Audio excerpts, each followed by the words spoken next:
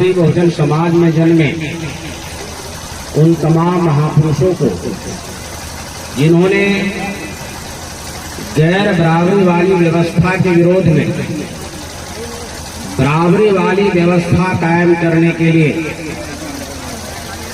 समानतावादी वैचारिक आंदोलन का विरोध फूकने वाले उन सभी महापुरुषों को, महानायक महानायिकाओं को, तथागत गौतम बुद्ध से लेकर बाबा साहब भीमराव अम्बेडकर तक और कांशीराम साहब तक उन सभी महापुरुषों को मैं नमन करता हूँ। साथियों, आज काशी एकता समाज के द्वारा ये जो वार्षिक अधिवेशन किया जा रहा है, आप लोगों का मैं आभार व्यक्त करता हूं कि आपने मुझे बुलाया, और साथ ही साथ इस बात का भी आभारी हूं कि आपने काशी एकता समाज संगठन नाम तो रखा, मगर कार्यक्रम में बहुजन समाज के लोगों को आपने बुलाया, केवल एक जाति को नहीं बुलाया। इसके लिए आप आभारी के पात्र हैं। ये सोच आपके अंदर है, एक प्लस पॉइंट है। मैं महिलाओं से विनती करता हूं, थोड़े समय के लिए आप लोग सुन लीजिए और बैठ जाइए। आप लोग बैठ जाए। साथियों, हमारे समाज के लोगों को सर्वप्रथम तो अपने इतिहास की जानकारी होनी चाहिए।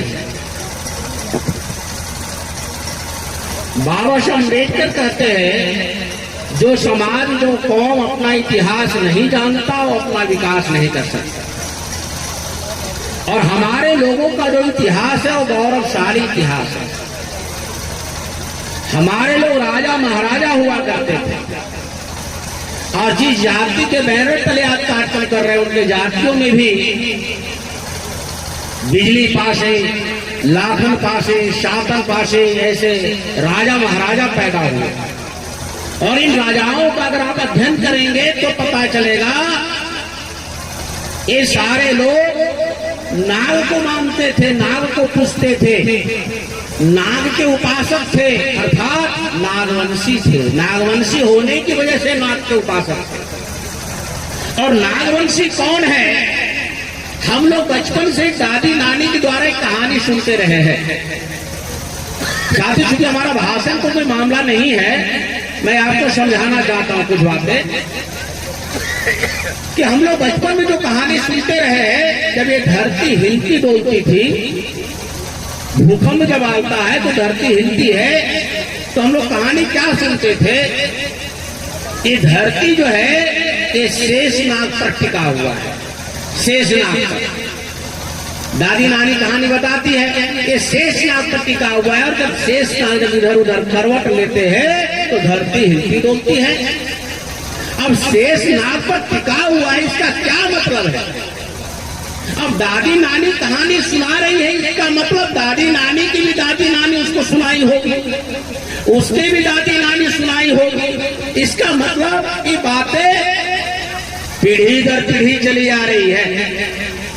इसका रीजन क्या है? मैं एक उदाहरण आपको देता हूं। साथियों, अगर आप किसी के घर जाते हैं और जब वहां जो घर के गार्जियन है वो क्या कहता है? वो कहता है, देखो मेरे 4 बेटे हैं, और चारों बेटों में जो बड़ा वाला बेटा है इसी के ऊपर पूरा सारा घर है। जो बड़ा बेटा है इसी के ऊपर घर है। इसका क्या मतलब है? घर उसके सिर पे रखा हुआ नहीं। इसका मतलब ये होता है वो घर का संचालन वही बेटा कर रहा है, पूरी घर की जिम्मेवारी वही बेटा देख रहा है। इसका मतलब शेषनाग के ऊपर धरती है, इसका मतलब पूरे धरती का संचालन नागवंशी लोग ही किया करते थे। ये मूल्यवासी नागवंशी लोग पूरे धरती का संचालन किया करते थे, राजा महाराजा, और उन राजा और महाराजाओं के वंशज आज यहाँ बैठे हुए थे। हमारे पुरखे राजा थे, आज हम कहाँ हैं?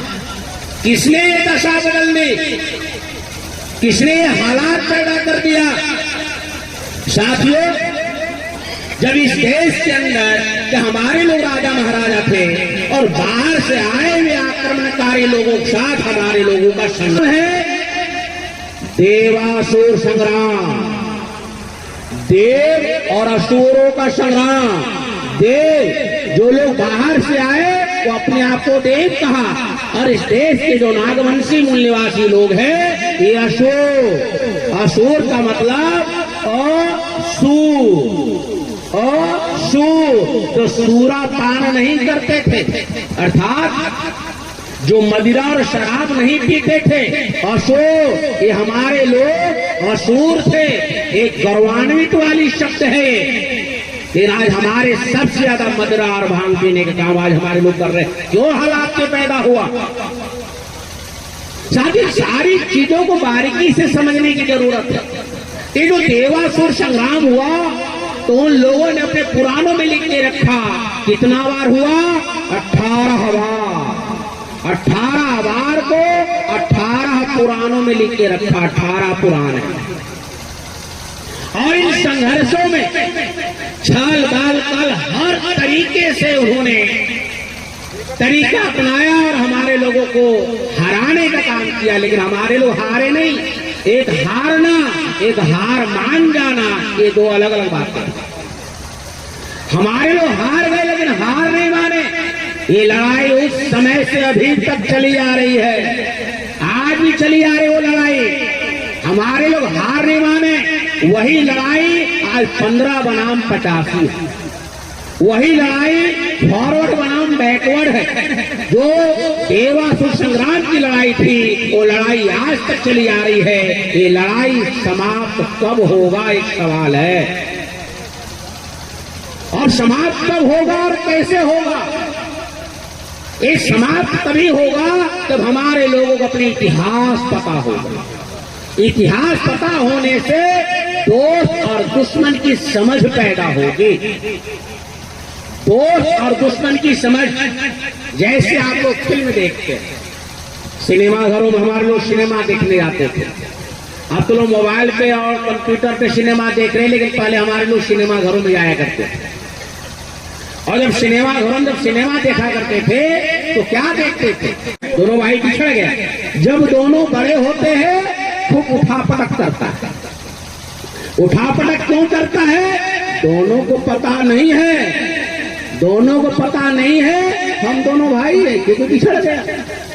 बचपन में बिछड़ गया और बड़े हो गए, दोनों को मालूम नहीं है। मगर उस फिल्म का जो विलेन है, उस फिल्म का जो खलनायक है, उस विलेन खलनायक को पता है ये दोनों भाई, मगर वो बताता नहीं है। वो जानता है अगर बता दिया तो फिल्म 3 घंटे चलने के बजाय आधे घंटे में ही खत्म हो जाएगा। वो बताता नहीं।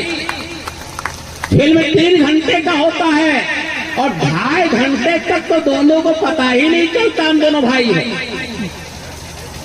और जब दोनों भाई लड़ता रहता है तो तीसरा व्यक्ति उधर से आता है और दोनों को समझाता है, अरे तुम दोनों लड़कियों रहे हो, तुम दोनों भाई हो, बचपन में बिछड़ गए, मेले में बिछड़ गए, तुम्हारा माँ उधर है, तुम्हारा बाप उधर है। इस सारा जब बैक हिस्ट्री बताता है तो दोनों जो लड़ाई एक दूसरे पर, जो भाई जो हथियार ताने हुए था, हथियार फेंक के गले मिलता है। और जैसे ही गले मिलता है तो फिल्म देखने वाले लोग क्या करते थे? जूता चप्पल पहनना शुरू कर देते थे। क्यों? अब खत्म होने वाला।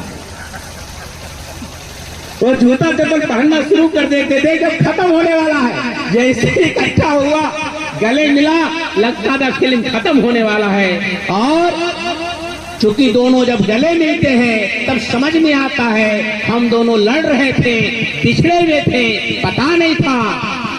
मगर इस हमारा असली दुश्मन खलनायक है, विलेन है, अमरीशपुरिया है, एडेनिया है, और उसका पत्ता साफ करते थे दोनों मिलकर। तो इस देश के अंदर ये जो हमारे नागवंशी लोग हैं, जो मूल निवासी लोग हैं, बहुजन समाज के लोग हैं, ये जो लोग बिछड़े हुए लोग हैं, ये बिछड़े हुए लोग हैं, इनको पता नहीं है कि हम एक है, हम एक है, ये पता नहीं है। इसलिए जब इनको पता होगा, जिस दिन SC/ST OBC माइनॉरिटी इकट्ठा होना शुरू हो जाए और पता चलेगा हमारा खलनायक कौन है, जो बाहर से आने वाले जो आक्रांता है, जो आज मनुवादी व्यवस्था को जो ढोने वाले लोग हैं, वो हमारा असली दुश्मन है। उसकी असली लड़ाई होगी। और जब ये दो दुश्मन की पहचान होकर के जब असली लड़ाई होगी, तब ये जो फिल्म है, जो ओरिजिनल फिल्म है, सिनेमा घरों में काल्पनिक होता है, मगर ये ओरिजिनल फिल्म है, ये ओरिजिनल फिल्म तभी खत्म होगा। और दूसरी बात साथियों, जो हमारे तथागत महामानव गौतम बुद्ध ने जो मोमेंट चलाए, उस मोमेंट का आधार था तर्क, लॉजिक। हमारे लोगों को तर्क करने के लिए आना होगा। आदि व्यवस्था के लोग, मणिवादी व्यवस्था के लोग, वो तर्क से घबराता है, इसलिए उसकी सारी व्यवस्था अतार्किक है, उसकी सारी व्यवस्था कुतर्क पे आधारित है। तो तर्क क्या है, एक उदाहरण मैं आपको बताता। हमारे पुरखों ने जो तर्क की शुरुआत किया, पूरी दुनिया में सबसे पहले तर्क की शुरुआत भारत में हुआ, महामानव गौतम बुद्ध। इसके बाद तर्क की शुरुआत हुई यूनान में, अरस्तु, सुकरात, प्लेटो, फिर वहां तर्क आविष्कार हुआ। पहले तर्क भारत में पैदा हुआ।